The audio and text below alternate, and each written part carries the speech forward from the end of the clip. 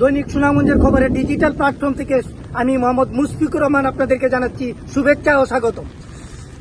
সুপ্রিয় দর্শক, আজ 6 মে সুনামগঞ্জের বিগত 1 মাস যাবৎ ধান কৃষকদের যে এখানে ধান কাটা সম্পন্ন হয়েছে, গতকালকে ধান কাটা সম্পন্ন হয়েছে। গতকাল থেকে এর মধ্যে আবহাওয়া মেঘ বৃষ্টি শুরু হয়েছে।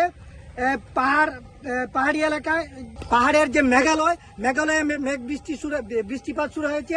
আমাদের সুনামগঞ্জেও বৃষ্টিপাত শুরু হয়েছে। গতকালকে ধর্মবাসা উপজেলার চন্দ্রসোনার তাল হাওরের জলকপাট খুলে দেওয়া হয়েছে। জীব বৈচিত্র্য এবং মাছ রক্ষার জন্যই কিন্তু হাওরে যে জল কপাট খুলে দেওয়ার উদ্যোগ নিয়েছে পানি উন্নয়ন বোর্ড।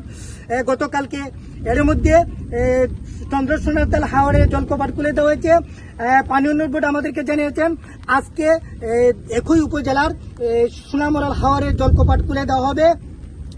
এতে করে সুনামগঞ্জে যে জীব বৈচিত্র্য এবং মাছ পোনা রক্ষা পাবে। ইতিমধ্যে খাদ্য বিভাগ আমাদেরকে জানিয়েছেন আগামীকাল থেকেই কৃষকদের যে ধান, সে ধান কিনা শুরু করে দিবেন। ইতিমধ্যে যে এখানে বৃষ্টি শুরু হয়েছে, বৃষ্টি হওয়ায় যেমনটা সারা বৈশাখ মাস কৃষকদের মধ্যে যে একটা উচ্ছ্বাস ছিল, আনন্দ ছিল, ইতিমধ্যে কিন্তু এখন বৃষ্টি হওয়াতে আবারও কিন্তু কৃষকদের মধ্যে উচ্ছ্বাস এবং আনন্দ বিরাজ করছে।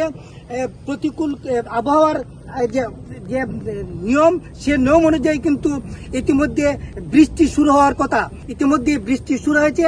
এতে করে কিন্তু আমাদের যে সুনামগঞ্জের যে হাওরবাসী, হাওর যে কৃষকরা, তারা কিন্তু আনন্দিত এবং উচ্ছ্বসিত।